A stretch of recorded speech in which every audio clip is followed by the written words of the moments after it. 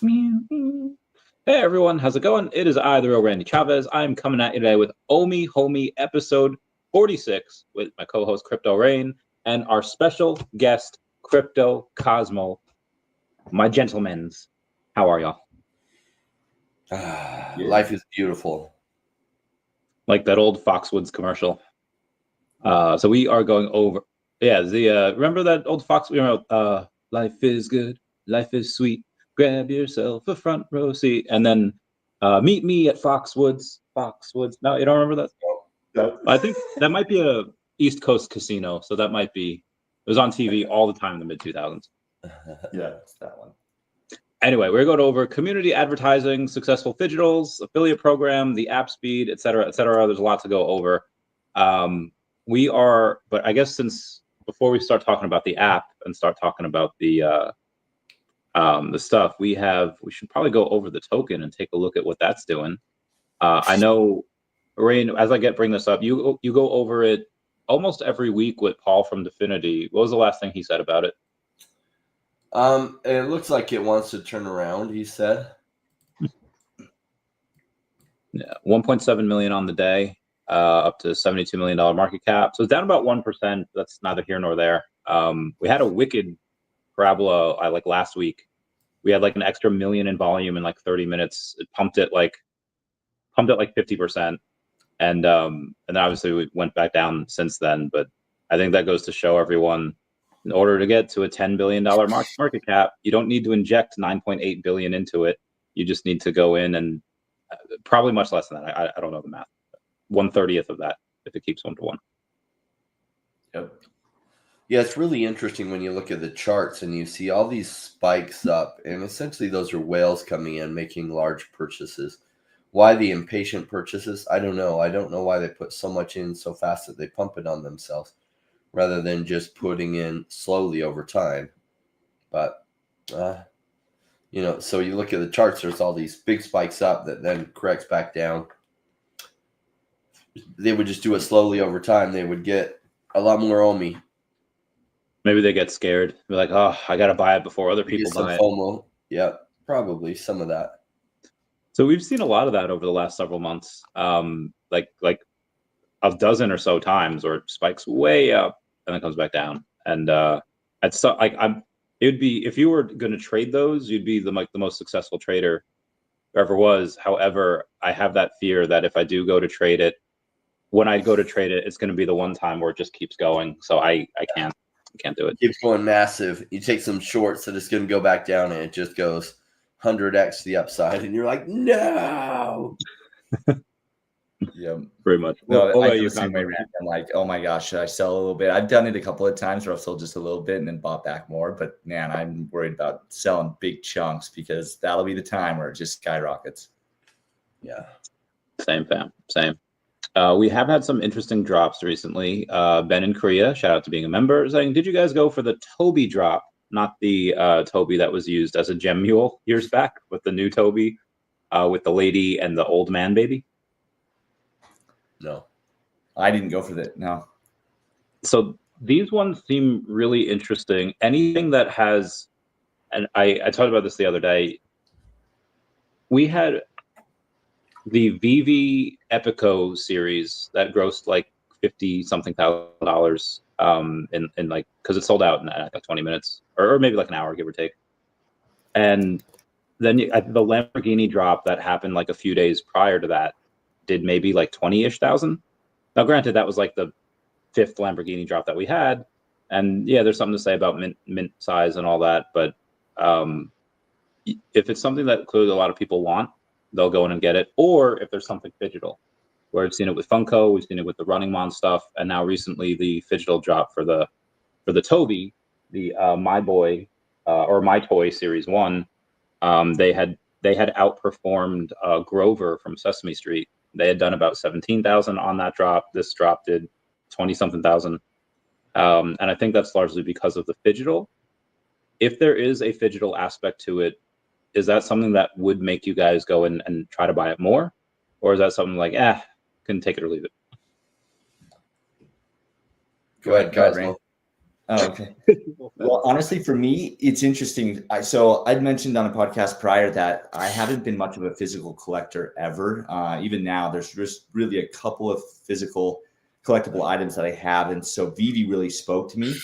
So there have been instances actually where it's been the reverse, where there's been a physical item that VeVe has sold at their booth at Comic Cons or so that I bought specifically because it had the digital variant that I was more interested in getting in, being able to redeem. So for me, it's been the reverse. I love that it is driving people to buy the digital though, because they are interested in the physical item. But for me, that's not a big driver for me personally. What about you, Rain? So the question was about buying the physical collectibles? It was if a drop that you wouldn't have otherwise really had too much of an interest in, or maybe you were on the fence about it, would it having a phygital aspect, would that tip the scales? Would that make you go in and be super interested in a drop that you previously had no interest in, or take it or leave it? It might. It depends on how cool the physical is and how cool the other one is. Because I haven't done a lot of the drops because the aftermarket resale is often cheaper. And so I just wait, except for I did this morning's drop with the X-Men #2 and didn't get lucky. I got a couple rares. Like I bought like 12 and I got like 7 comments, a few uncomments, 2 rares, and nothing more rare than that. It's like, but it is X-Men #2. So that got my attention. But most of the time I haven't been buying drops. I just buy it after the drop. That's fair. It's a good collectibles, maybe. If it is really cool, I would. Like I bought the VeVe leather jacket. Why? Because it came with a Stan Lee thing as well. So the creator leather jacket that had Stan Lee art in it that was at the VeVe booth in, I think, New York Comic Con or San Diego Comic Con. So I bought that and got the Stan Lee collectible with it. And I figured the Stan Lee collectible is worth the same as the jacket. So essentially I was getting the jacket for free. That's a good point. That was a sweet jacket too. This morning I think they made about 14K over the last 9 hours, give or take, on this drop, so it's not too bad. Speaking of X-Men, they have a little surprise for us. They had the Rogue drop they announced yesterday, and I took a look at her, and obviously stuff inside the VeVeVerse is just, the quality, depending on your computer, can be so much better. The potential is just incredible.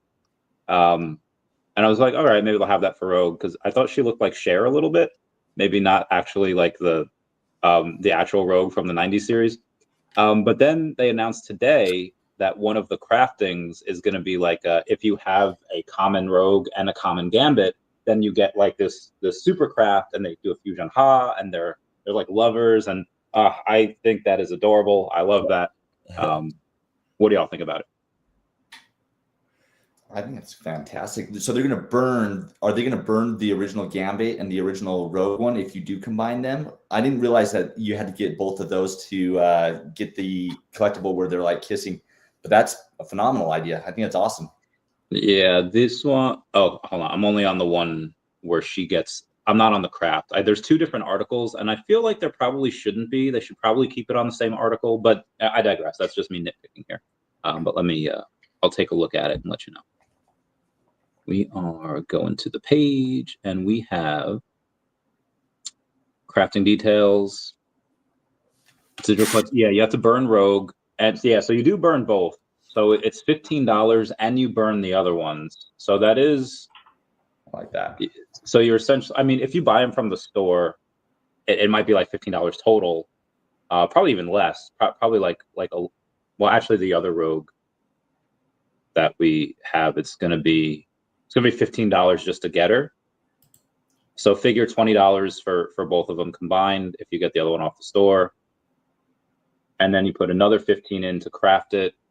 I mean, so really, it's like $35, but it is a pretty cool looking collectible where you got the booty shot, and you get the and again, I'm not doing it justice there. But that is pretty dope. I like that. And I think it's one of the first ones of its kind, because we do have double, and not that this is double first appearances, but we do have double ones like this. You have the first appearance battle statue with the Homer and Bart, and then you have another battle statue with Killer Croc and Batman, then a Superman and Flash racing one. But this is the first time where it's not about violence. It is about the opposite of violence. It is about love. So I like that. It's awesome. Planet Vampire says, "Show us your O face." Shout out to everyone in the chat. What's up, JKRB? How's it going? All right. Some other stuff. So we have had another update, and the update was, well, I like that we're able to read comics in the VeVe app again, because you were not able to for several months. That was a little annoying, having to go in and sign into another app just to read the comic. But now they have they've given that back to us, which is great. However, despite some of the good things that have been done, and there are many to talk about, which we'll go over, the speed is, I am straight up not having a good time on this app sometimes because of the speed. How has that affected you guys? Do you kind of just like deal with it, or is it like too much and you guys are like, yeah, I'm not using it right now? Yeah, I've only used it for a few things. You're talking about the VeVe app and the speed has been slow? Yes. I haven't really noticed, but I haven't gone in like my collection and like, so for me, it's just getting on, making a few purchases. What about you, Cosmo? Yeah, on mine, I've definitely noticed it. In fact, it seemed like the prices dropped on a number of collectibles, like pretty much soon after the app slowed down significantly. So I actually took that opportunity to scoop up a bunch more MC1 comics, scooped up a few other collectibles that I was interested in because the price had dropped.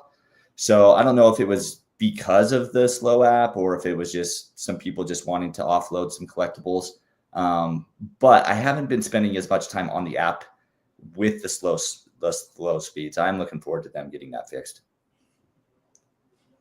Yeah, same. I had multiple people message me even before this new app update, because this happened once before, back in like August, September last year. App was doing all right speed wise, and then we had that update, I think in October, November, and then the speed kind of slowed down, like way down, and then almost immediately we got an update like a few days later or like a week later, and long story short, we had like 7 updates, all of which increasing the speed of the app.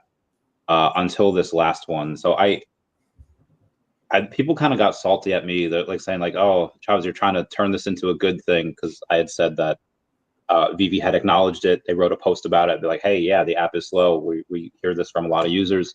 We're finding out what's wrong with it right now."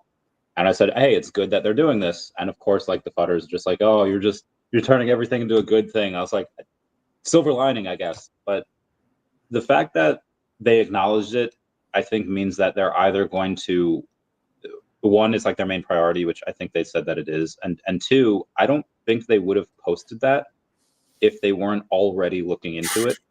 And Ben's track record has been very good. I don't think he's missed a timeline yet. If he has, comment down below, or you guys let me know if I'm wrong.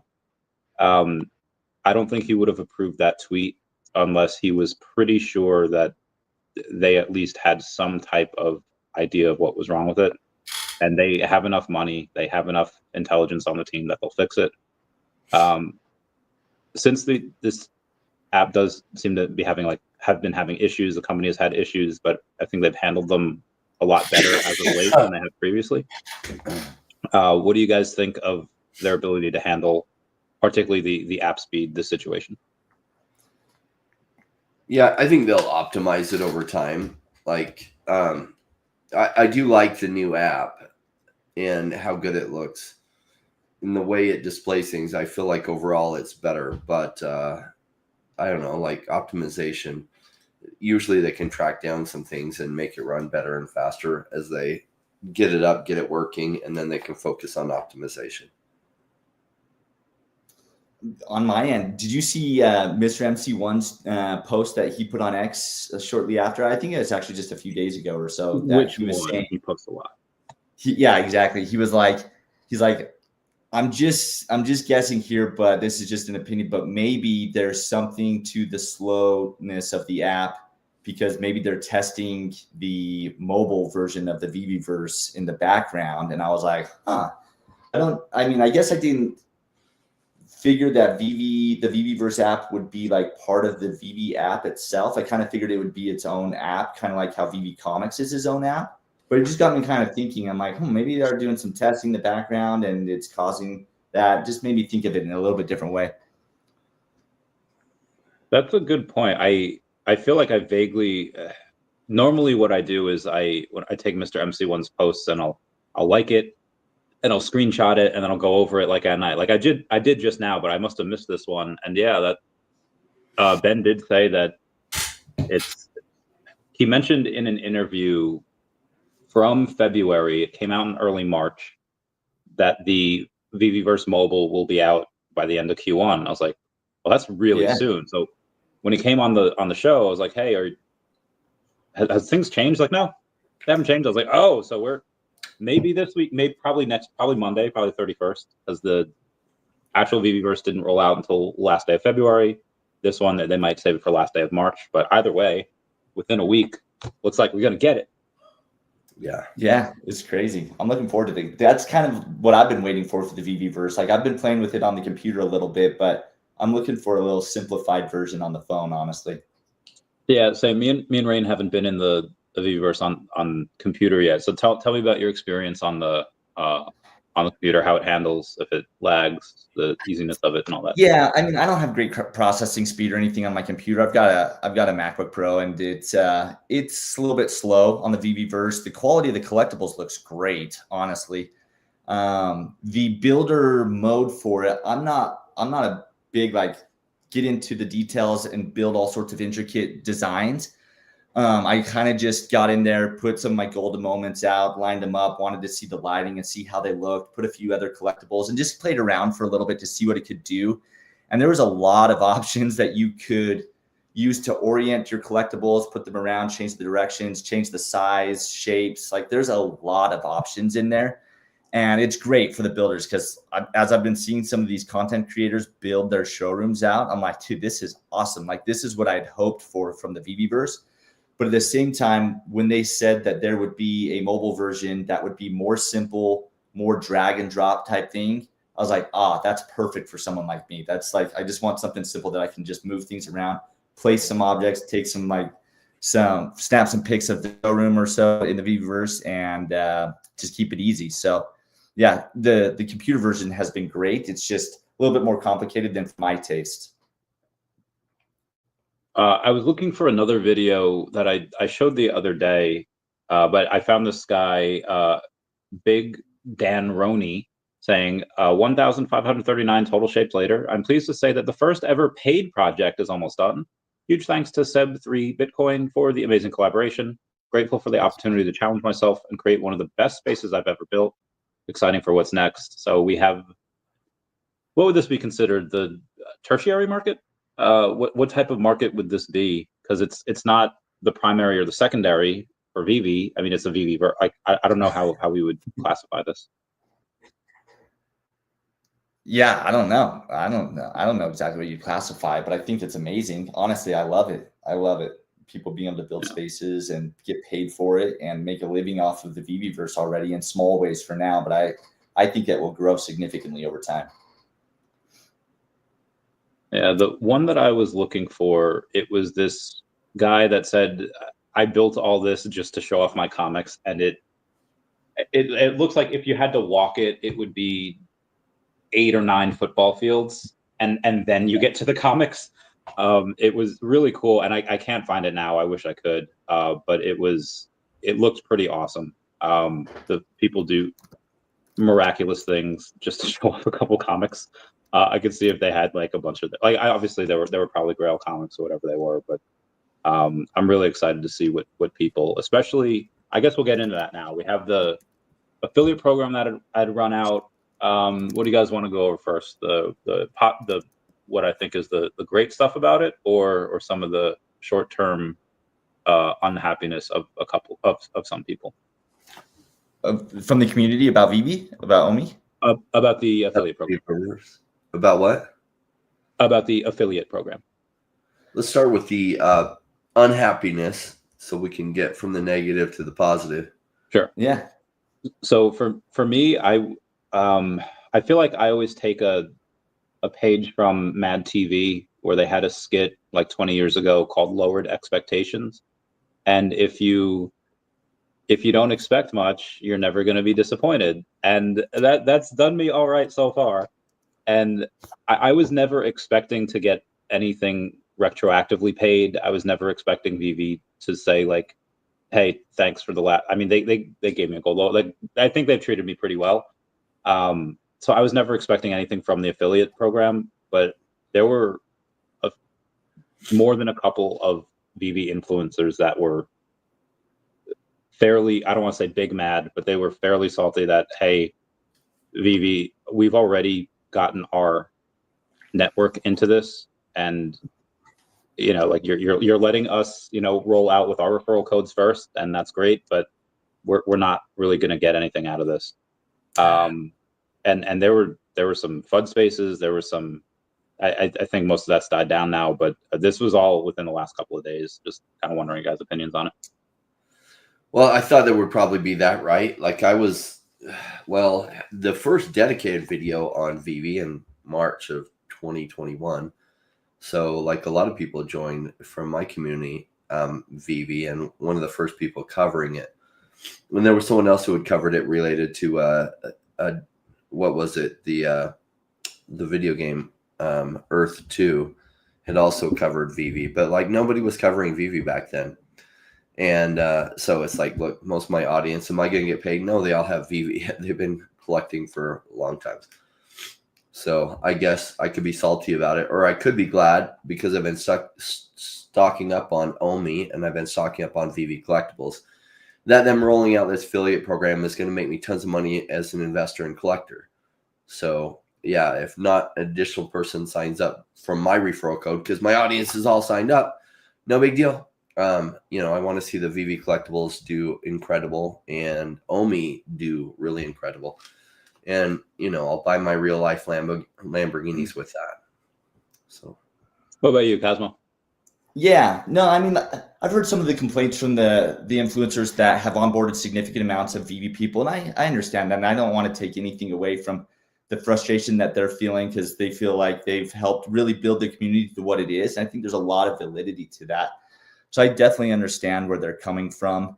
As far as the affiliate program in general, I think just the whole concept of it is so much bigger than where we are at right now. Like, it was really designed to propel us so much bigger, to get onboarding major influencers, millions of followers. So I think the vision is exactly right.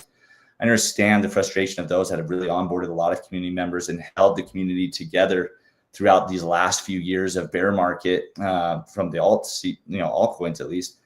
And but I am pumped on the affiliate program. I think this is exactly what VeVe needs. I think it's going to take VeVe several steps forward. It's going to be a slow start at first, and then I imagine it will accelerate and then really take off over time. So I am thrilled that they released the affiliate program. Yeah, and like Mr. MC1 brings up, how can you go back and retroactively do it? You really can't. And like, they couldn't retroactively pay people for that. And since there was no referral code when these people signed up, how would you go back? You would have to have people go back and self-identify and then pay on some existing purchase. It just gets super messy. So really, the attribute is like, look a gift horse in the mouth or don't look a gift horse in the mouth. Like, there was no affiliate program, and we all covered it with no affiliate program, and that was the deal. So having this come out now, it's like, why be mad about it? Didn't exist 2 years ago, and that was the deal back then. So just is what it is. I'm glad for this to roll out, because I hope major influencers with tens of millions, hundreds of millions of followers start covering VeVe. And then what will that do? My VeVe collectibles will go much higher because of this program. OMI has a much better potential to do incredibly well with them setting this up and rolling it forward. That people with huge channels that haven't been covering, some kind of incentive for them to cover. I like that. So I'm super happy. And yeah, would it be nice if there was something retroactive? Yes, but not feasible. Like, I mean, cool. Yeah, I've been covering VeVe since 2021, so 4 years now. Yeah, cool. Oh, well. you know? Yeah. I like to, was it Rafiki told Simba, look beyond what you see? And yeah, there's something that's what's right in front of you. But if you look further than that and you see like, oh, hey, what are the consequences of this affiliate program? And you see that you're going like, we could all stop making content today and our OMI and VeVe bags will be bigger than ever 6 months from now, despite us not making anything because of the amount of affiliates that are going to be in. You have the big affiliates. I have no idea how, there's a couple that I know of, and there's probably a couple that I know Mr. MC1's been networking. I'm pretty sure Ben himself and David and all them are probably doing stuff like that. But yeah, speaking of which, I tried something today. I don't know if it'll work. There's this thing called the Bit homepage, and it's a guy that has he's trying to take all the builders on base, and this is what I love doing. I love going into other spaces of the base community. I did one the other day for cats because I had daCAT. I was like, oh, by the way, daCAT's going to be on VeVe and VeVe Comics. So I try to plug them wherever. But I love going on to base and just complimenting the heck out of everyone. Be like, yo, this looks awesome. This is really cool art. Where'd this come from? What's this backstory? Oh yeah, me. I'm a VeVe affiliate. They just launched their token on base last year. The only place where you can and I go through all the stuff what OMI can do, and it's this big conglomerate of projects on base. You could do you guys remember the $1 Million website years back? Yep. No, I don't recall that one. Yeah, so Rain knows it was this guy that he had a website with 1 million pixels on the homepage, and for $1 for $1 per pixel you could buy, however many pixels you want. And when they sold out, and eventually when they sold out, he made $1 million. So it was called the $1 Million homepage. And that's what this guy's pretty much doing here. He's not going to make $1 million from it, but it's called the 1,000,000 homepage. And what I did was I said, hey, you know what? I'm going to buy, and every time you post like a picture in there, you can put a link into the picture that you post. So I bought a couple of tiles, and it says OMI. It's right under Crappy Bird over there. But I bought some tiles that said OMI, and I thought like, okay, what could I do here? I could go in and I could share in the link the link that you put in there, the VeVe page, but it's an OMI project. So I was like, okay, maybe I should just do the Akomi page.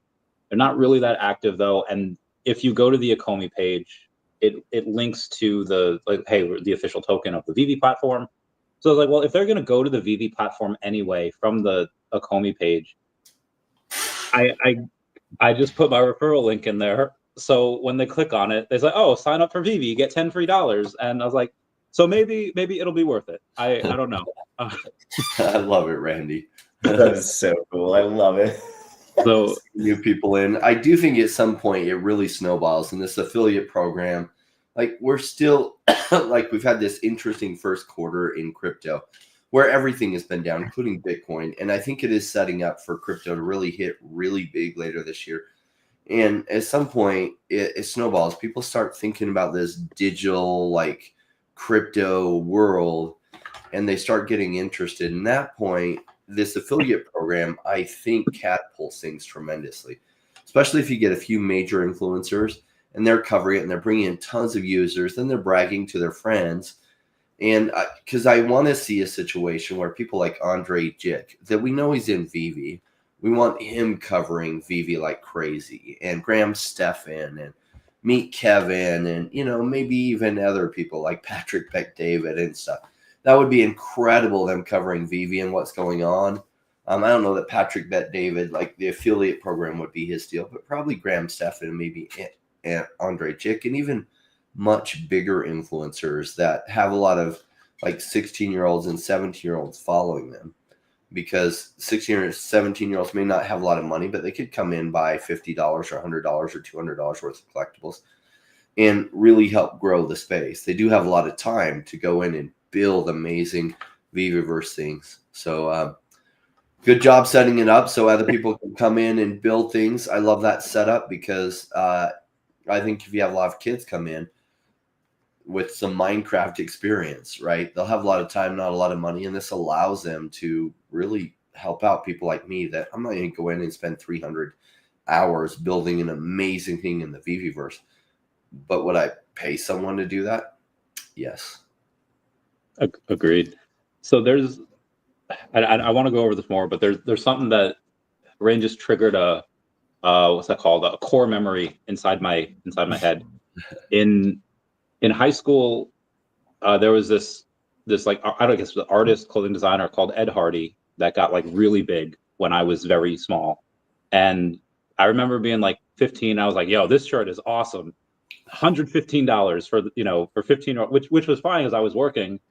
But here's the idea of the marketing that we could do here. Like Graham Stephan will 100% probably do something like this because he's all about money. Anytime money that he can make, he's one of those guys that has, a dollar saved, a dollar earned. He's all about that. So I think he would be all about. He could probably make hundreds of thousands, six figures with this.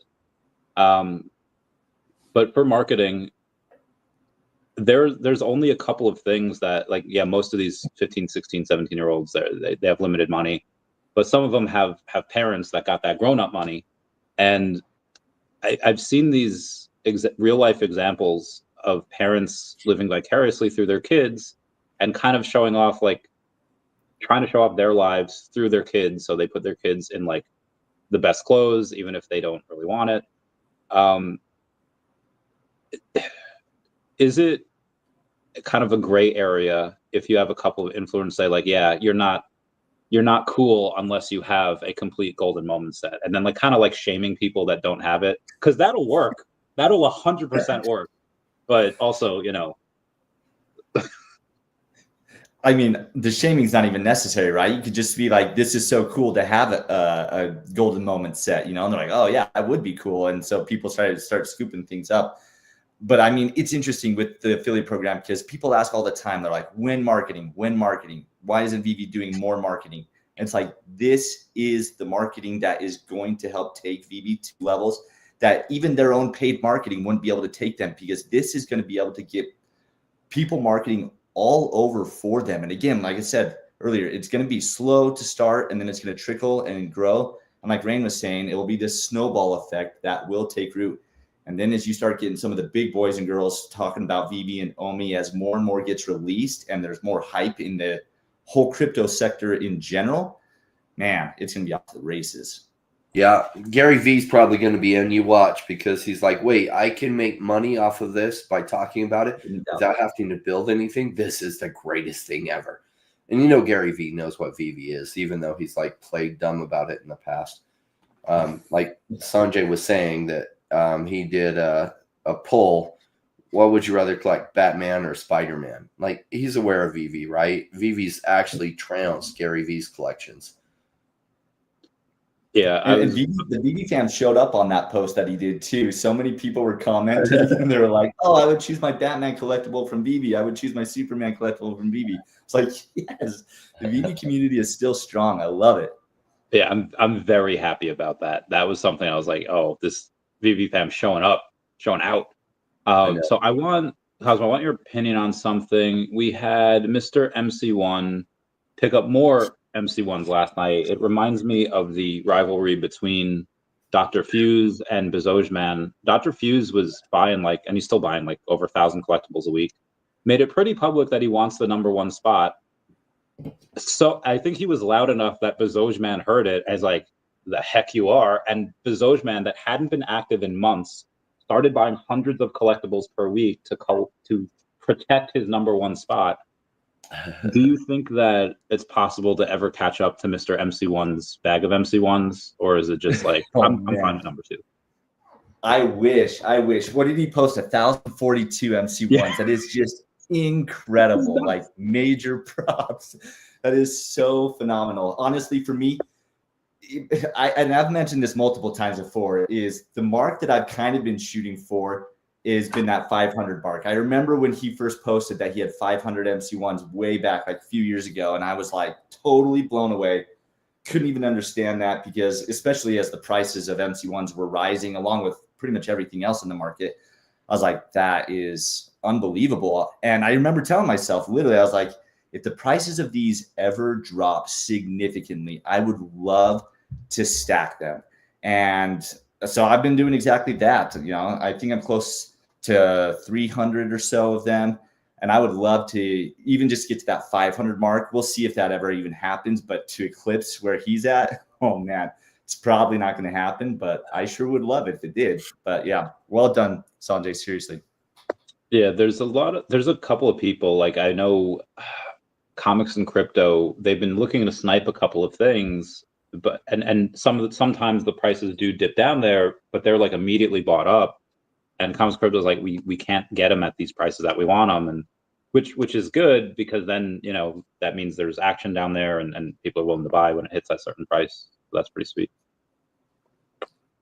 Turtle's asking, what are the most impactful and creative physical advertising ways that VeVe affiliates can implement it in real life events like Comic-Con? I know that what they've done previously, they would have a Marvel Mighties drop at a con, and then like the next day they would be handing out these cards, like, here, take, you know, redeem this card and you get a free VeVe collectible. So I think those really work. I think those are cool. But I think also, like, I don't know how you guys feel about it, but I have a bunch of tattoos, and I was like, maybe if, you know, sometime incentivized to get VeVe tattoos on people, I don't know, or a Comey tattoo, I'd do it. I'd do it all day. Have a tattoo artist there, donate the time. Yeah, I'd do that all day. What do you guys think? Any ideas y'all have? For new ways to incentivize people to buy OMI and collectibles? Well, he's saying impactful and creative physical advertising ways that VeVe affiliates can implement at real life events like Comic-Con or Lisbon, or, you know, wherever we're all going here. Oh yeah. Gosh, I don't know. I hadn't really thought about that aspect of what the affiliates would do to get their audience interested in buying or signing up and then buying a collectible. Yeah, I don't know. What do you think on that, Rain? I have to think on that for a sec. Well, so in real life events, right, like San Diego Comic-Con and some of these, you could hire 2 really hot girls to go around and help everyone sign up the VeVe app and get their free $10 by using an affiliate code. Hot girls are extremely persuasive at an event that is, you know, 90% made up of men that are very much focused on comics and other things, and may not interact all that frequently, the majority of them, with really attractive women. I don't know. Booth babes is what they're called. Booth babes. There we go. Yeah. Yeah. So, but yeah, that's a good one. I would think, yeah, we could do that. I vote for Taps as the new VeVe booth babe. He's coming. Nice. Nice. I'm going to bring my wife down. I'm going to have her signing up all kinds of people. Yeah. So, that's awesome.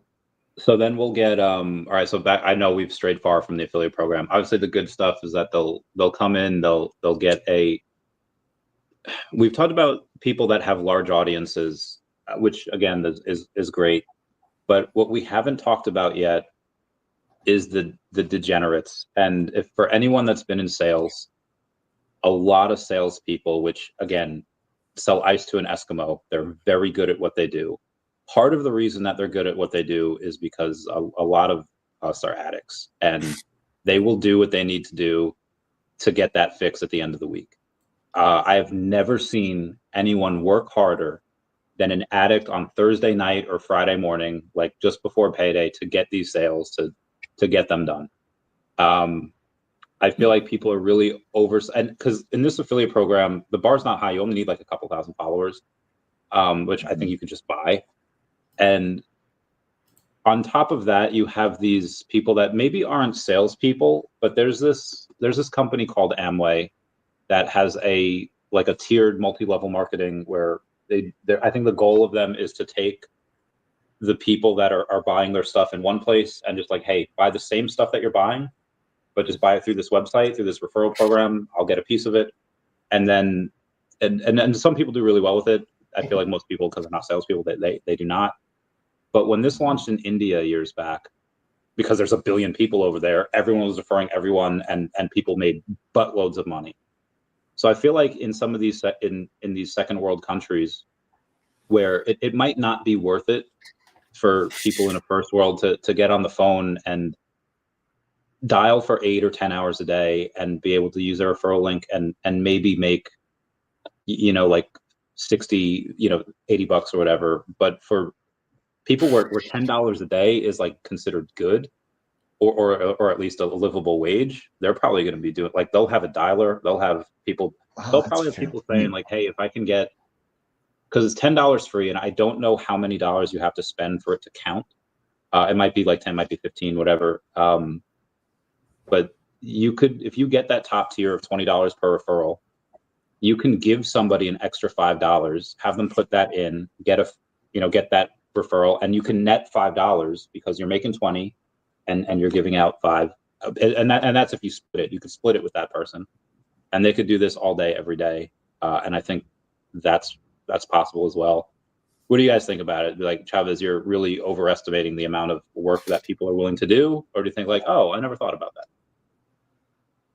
That's pretty funny, Randy. I had definitely not thought about that. So you hire kind of a virtual assistant out of, say, the Philippines, and you give them access to be able to call with a US-based number over the internet, voice over internet protocol, dialing US people because they're the ones with money, and pulling up like lists of comment collectors and everything, pulling all this data and dialing for dollars. That's pretty fun. What about you, Cosmo? Here's the thing that, like, I was talking to a couple of people about this, and it's like the environment that we're in right now, in my belief, is not going to be the same environment in the coming months as the bull run starts to really unfold. I was super hesitant about joining VeVe. Rain and Dr. Steph were both trying to get me to join in, and I was just like, nah, I don't understand these NFTs. And then over time, they're talking to me about how the collectible values are going up, and people are going for these drops and like getting instant like wins, like of significant amounts of money. And I'm like, wait, what's going on here?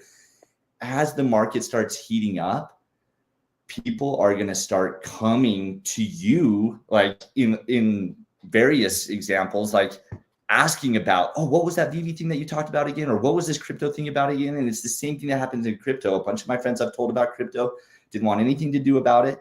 All of a sudden the market started heating up, and sure enough, they started coming to me, like asking how they can get involved. And I think we'll see that happen in the digital collectible space as well, where it will be quite easy to sign up people as the market heats up. Somebody clip that, because preach. Yeah, I agree 100%. There are, Mr. Gary V care about, since when did you care about Batman and Spider-Man? He has his own IP and all that VeVe friend stuff. That's true, he does. But yeah, that was a great take. Great take, Cosmo. There is so I guess there was somebody on the Facebook before, VeVe Facebook, and they had said, I didn't read the rest of their post, because after I read the first line, I was like, okay, this is not correct. It said, some say that VeVe had only grossed $150,000 last month, and blah, blah, blah, blah. Like, again, I didn't read the rest, but basically the first line before that was, VeVe can't keep this up forever. So it took me 6 or 7 minutes to find that on the primary sales, they grossed $220K last month, not 150 like he had said. And then that's not including the secondary market, and that's not including the NFT sales over on VeVe Comics, which are generally tens of thousands each week. And that's not including the digital read-only comics that they're selling, which unfortunately they're keeping those numbers private.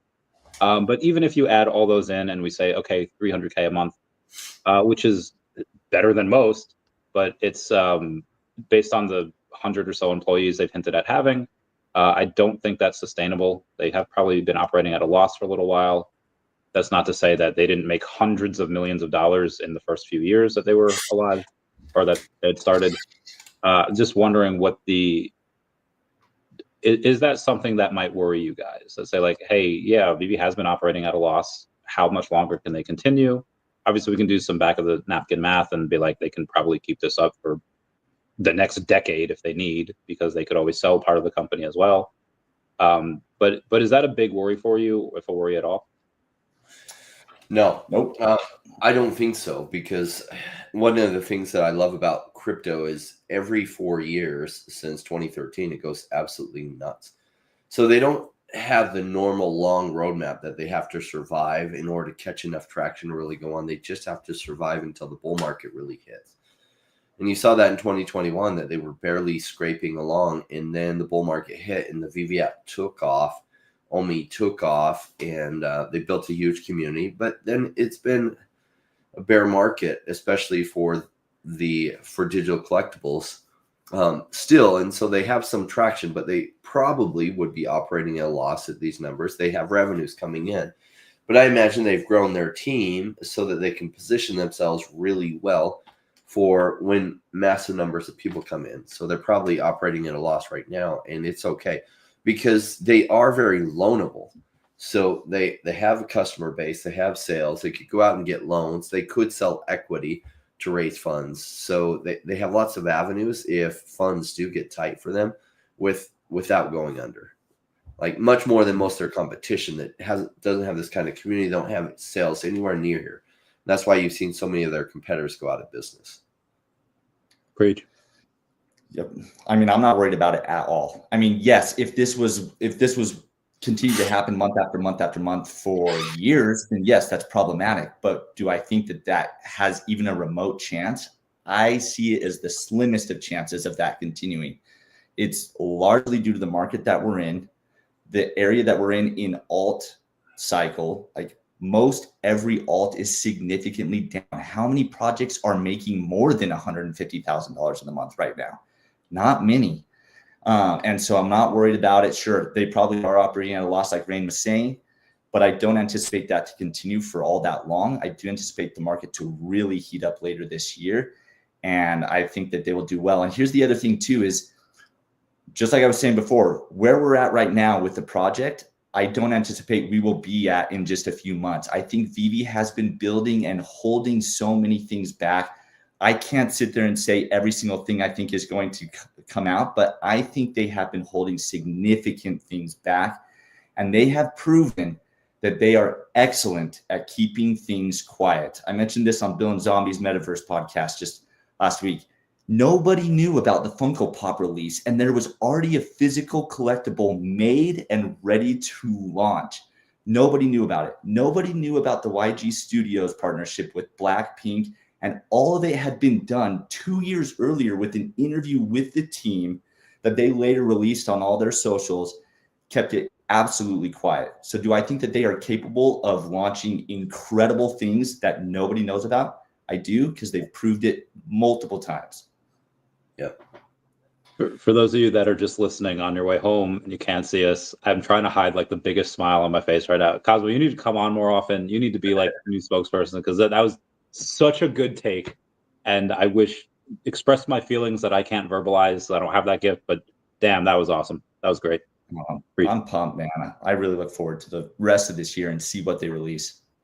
Speaking of Arcturus Bezojman, I believe is in California. I have conversed with his girlfriend before, and he's pretty private. He unfortunately will not come on for an interview, but he sends his love.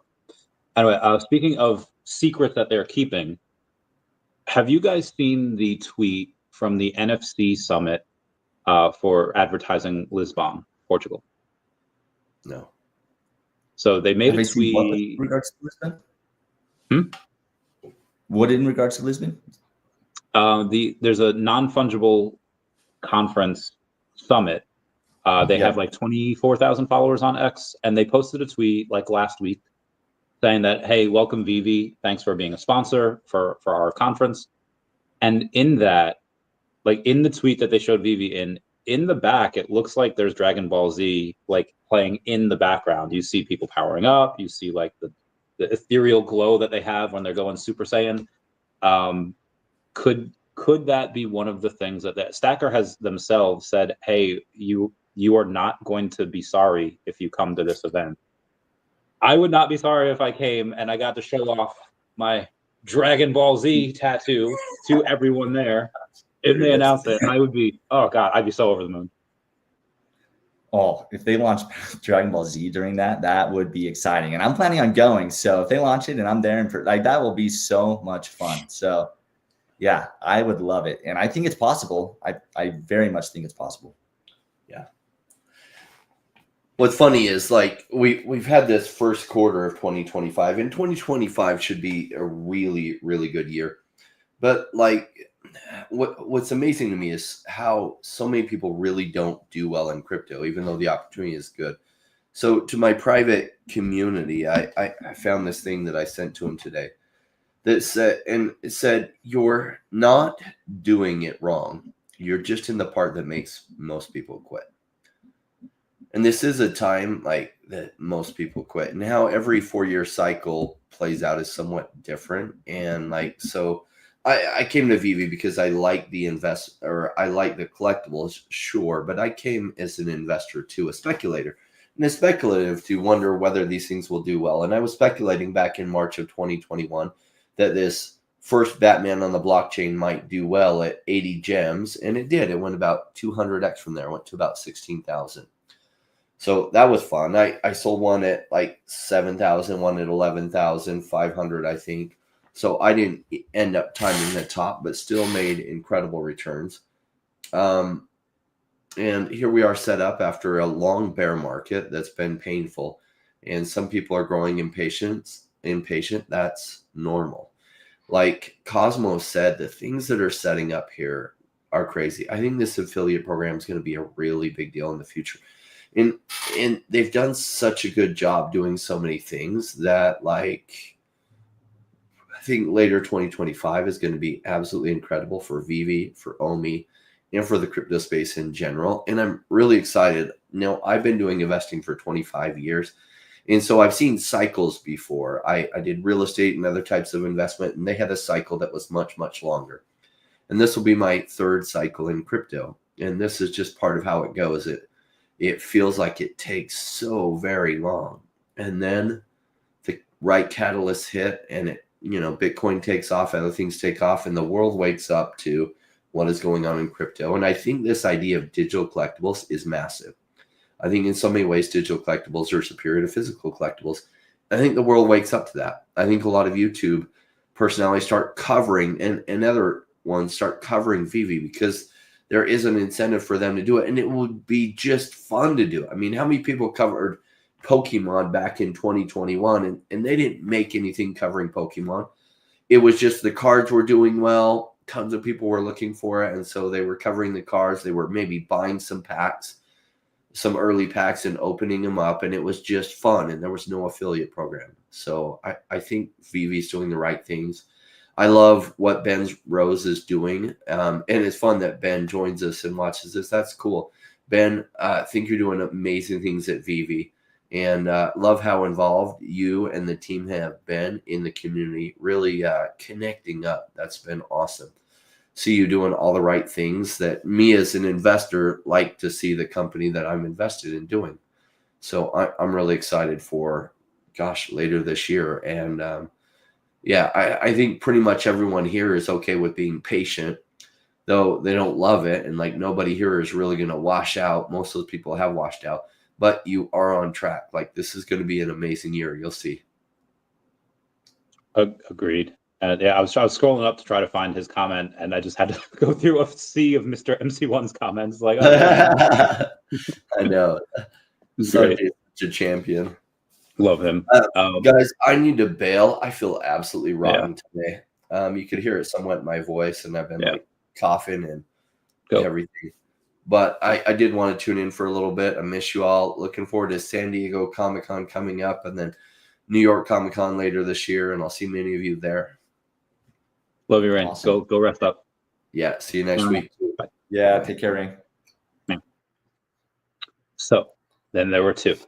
Yes. There was a post last week. Well, I was going to cover it before anything was ever posted, but there was Pokemon had an announcement with Lego, and they were saying, "Hey, coming to you in 2026." And I was like, "Oh, this is cool.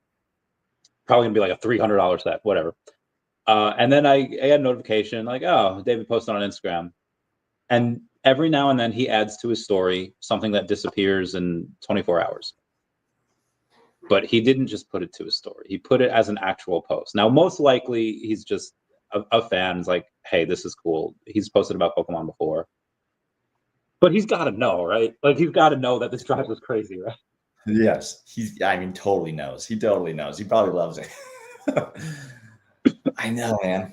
Like, we'll see. We'll see if there's if there's Pokemon partnership. I personally think there is. I think there is. I think it's all about timing. I think it's all about building something pretty big there. They're not just gonna come out and just launch a Pokemon Pikachu and just like call it good. I think if they're going to launch on VeVe, it's going to come with some significant background and things, and they're going to really tee it up well. So we'll see how it all unfolds, though. I'm excited about it. Yeah, there's a there's a story about how you ever watch Malcolm in the Middle? Oh man, forever ago. Yeah, I watched just like a few episodes, but I wouldn't be able to speak to it too much. I just remember the main character, Malcolm, honestly. There's Bryan Cranston who plays the dad.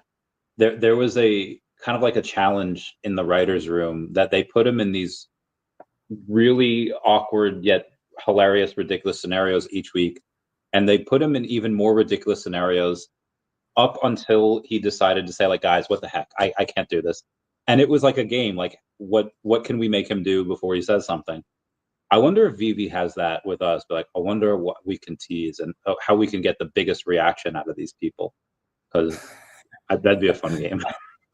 Maybe they do. Maybe they do. I mean, they know their non-disclosure agreements on what they can't say on certain brands and things. And so I wonder if they kind of try to see what they can say to, I don't know, tease some things without disclosing and breaking their agreements. But I'm sure that there are things like that happen. Yeah. So there's a in my daCAT comic. And maybe this Pokemon is one of those things. Maybe this Pokemon tease that David continues to do is exactly that. You know, it's just like one of those things where it's not breaking any agreements and it continues to let down the community time and time again as nothing comes from it. But maybe later on we'll be like, oh my gosh, he was letting us on to something this whole time, and we just needed to be patient. Yeah, I'm not. There's an episode of Friends where Rachel Green, played by Jennifer Aniston, she has to like cut ties with her parents that have been like babying her, and it's been, you know, she has to come out of her shell and do stuff for herself. So she froze her credit cards in like this giant block of ice, and then like an emergency happens, and she gets like this block of ice and she starts hacking at it to try to like get to the credit card. And I think that's what I'm going to have to do, because I'm not going to trust myself with my money if they come out with a Pokemon thing and there's only 20,000 Pikachu. It's like, I need them all. So I'm going to have to check into like rehab or something. It's going to be a nuts thing. Yeah. I know, like, it'll be interesting. Remember when they used to talk about how like VeVe is just going to be like, it's going to be, what do they call it? Like basically a boutique shop within a much larger like thing. Yeah. I can't remember exactly how they phrased it, but it'll be like VeVe as you know it now will just seem like so small compared to like what it's going to be a part of. And I'm just excited to see what that is. I think the VeVeVerse has a lot to do with it. I think future partnerships that they release will be a big part of that, obviously. So I think VeVe's got a very bright future. So speaking of that, there's I think they said it was going to be like the gift shop, and VeVeVerse is definitely one of those things.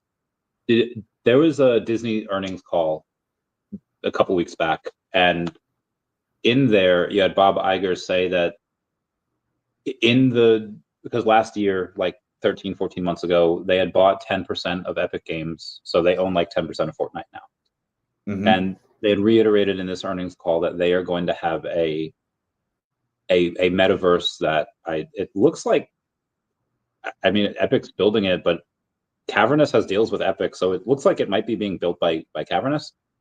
And if they go in and they say their metaverse will exist in parallel with Fortnite, so one will affect the other, they'll have this symbiotic relationship.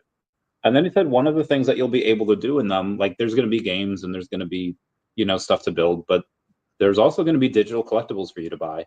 And I mean, I know they have Disney Pinnacle and they have Cryptoys, but who's really known for like digital? I think that's VeVe, and maybe, you know, our world and whatever Disney's building. I think there's I don't know if it's like greater than zero, probably like a 20-30% chance that they are connected in some way. Or at least they'll be able to be connected, because all metaverses, you probably want that interoperability, that inner. Do you think like Chavez stop being a moon boy, or is like no, you might be onto something? Personally, I think you're onto something. I think that there is a chance that does come to fruition, that there's partnerships there, and that VeVe can be one of those partners. Maybe not the only one, but can be one of those partners that supplies digital collectibles to those like metaverses, essentially. I think it can happen.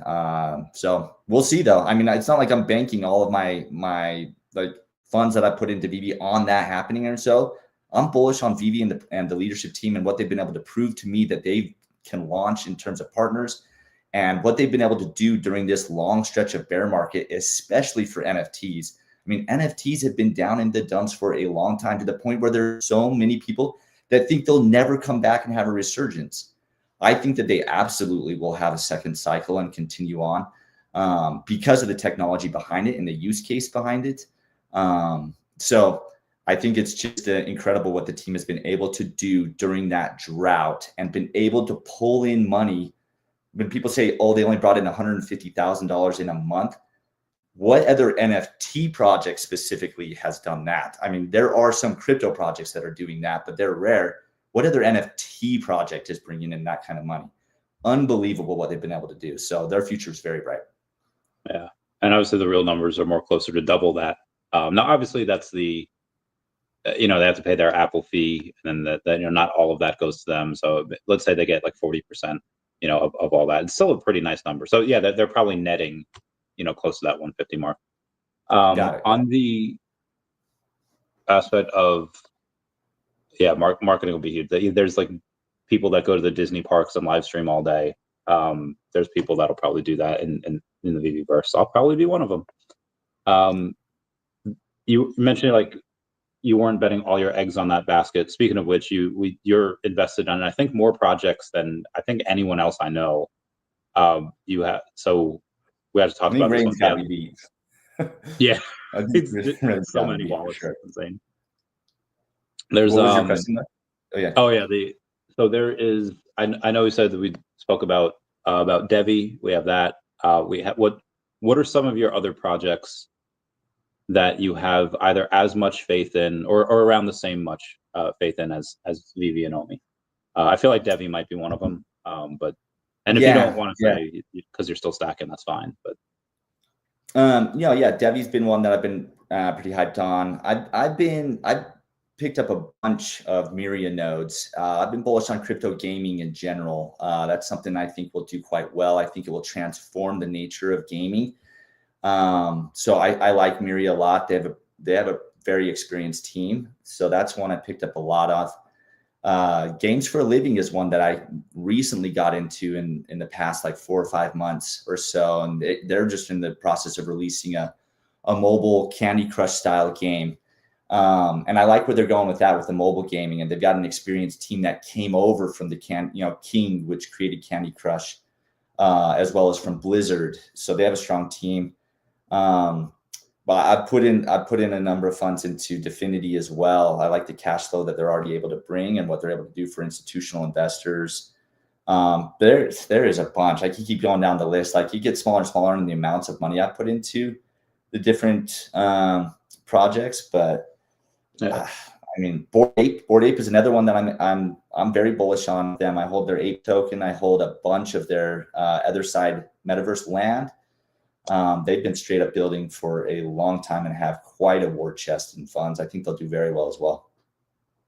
For Dfinity, I just had a meeting with them today. They got stuff cooking. I forgot to tell Rain, we're doing a joint stream with them on Friday at 2 p.m. Eastern Standard Time, just for community updates, like an AMA. So people have been asking on the Telegram. We'll go over that over on the on that stream at 2 p.m. Yeah, I'm gonna get more soon because I love them. As far as the ape stuff, I remember. Did you ever play Dookie Dash? Their like game that came out.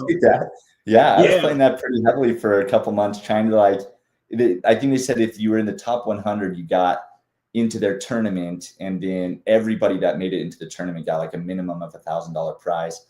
And me and my son were playing, trying to make it in that top 100. We got close, but then it started to get out of our reach.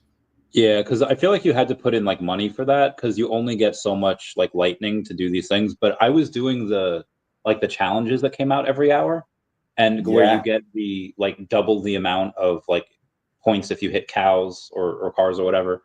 So I was doing pretty all right with it. That was fun.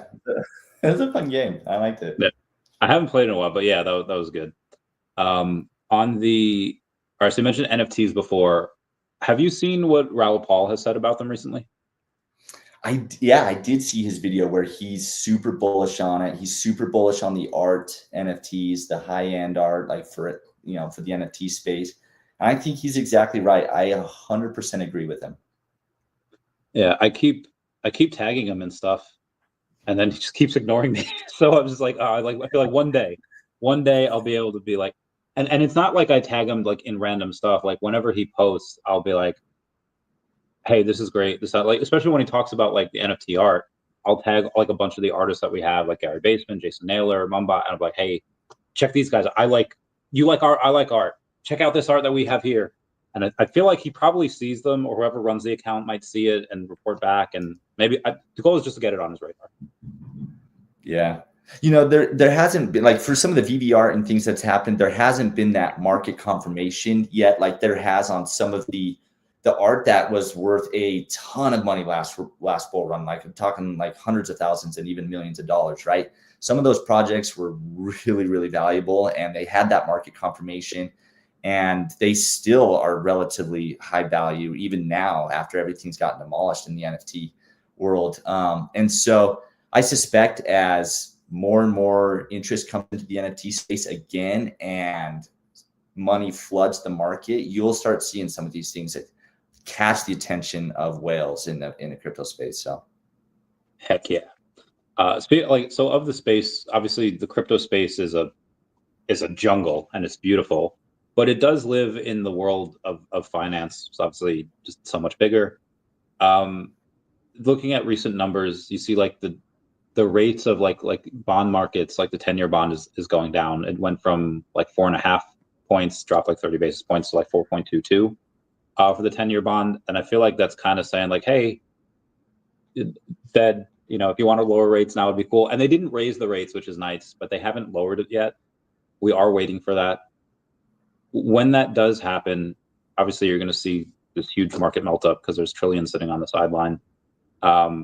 How much of that do you think really goes into crypto though? Because obviously a lot of that's just going to go into FANG, the S&P, just a lot of those big companies. But I think a few of it's going to go into NFTs as well, or not NFTs, the ETFs as well. And you're going to get a large amount of that. But how much of that really affects the stuff that we're buying? I mean, I think it impacts it little by little at first. And then as the prices start moving and then the stories start coming out of people making big amounts of money because they bought when everything was really low, then you start seeing friends of those people start to buy more, and then it starts escalating.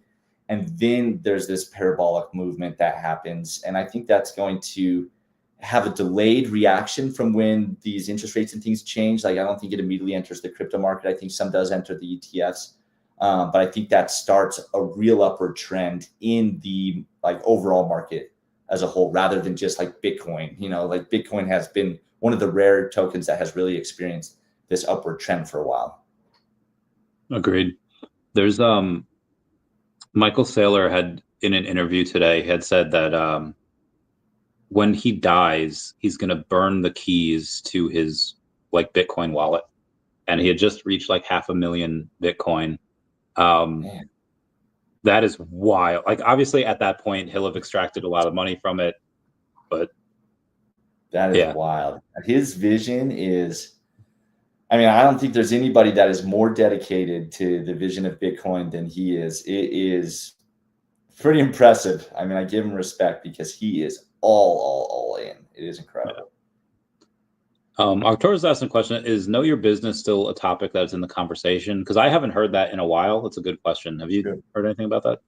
No, I haven't heard it. That's a good point, actually. It's something I had kind of fallen off of my radar.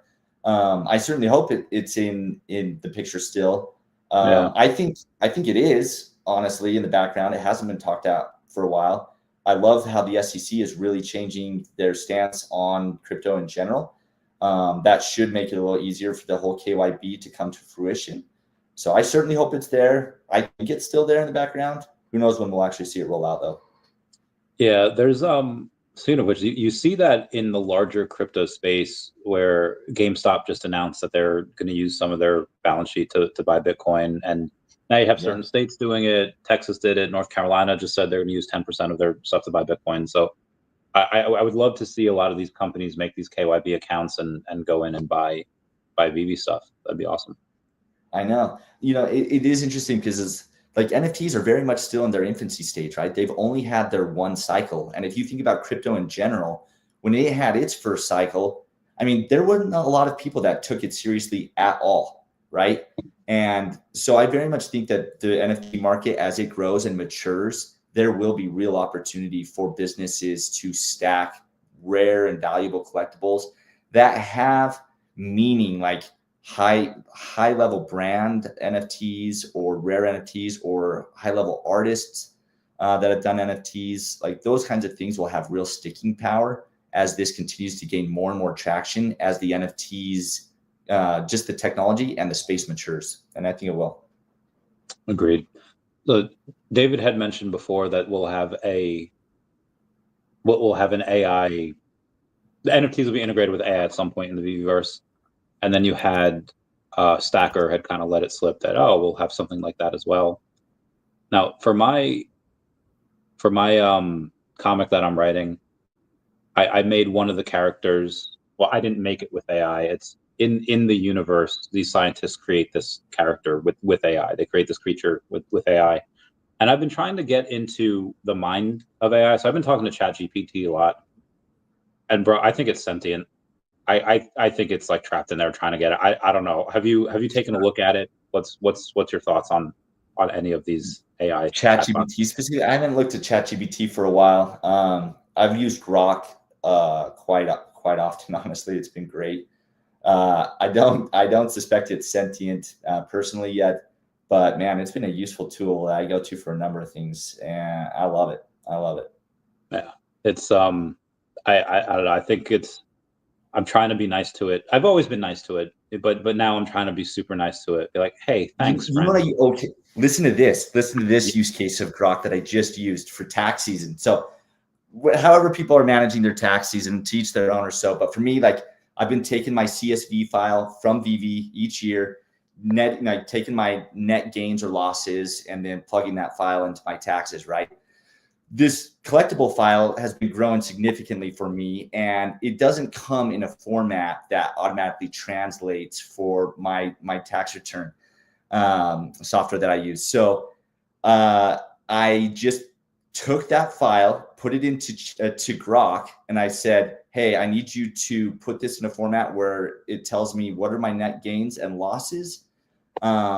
And it just plugged it in, found it like within 3 seconds or so. I kind of double checked all the numbers just to see if it really did make sense. There's a lot of times that AI is wrong. And anyways, it was incredibly useful because in the prior years, it had taken me quite a bit of time to kind of go through everything, set up the spreadsheet just in a way so that I can match all the different collectibles that I bought and sold to get what the net gains were. And it calculated out the fees, and everything. It was awesome.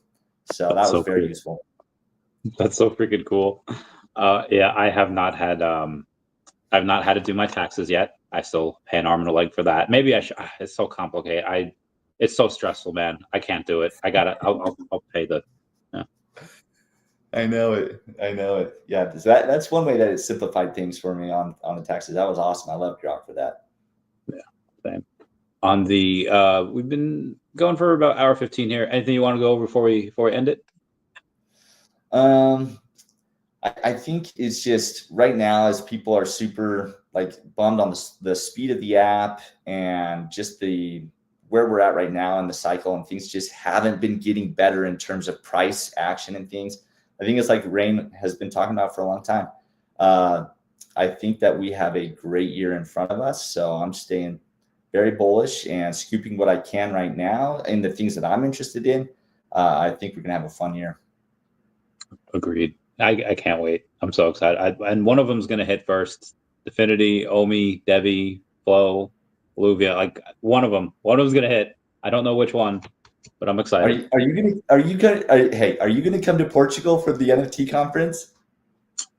If crypto is up, then I will. But I not now. Like if I can't. I don't. I hope you can make it. It's gonna be so fun.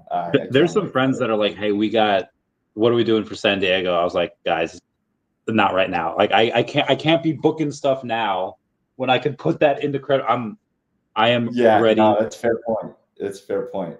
Yeah, like for me, I won't be making it to San Diego this year. Portugal's going to take that spot for me this year. Oh, you're not going to San Diego? No. I know, dude. Last year San Diego was so fun. It was so much fun. Both that was great.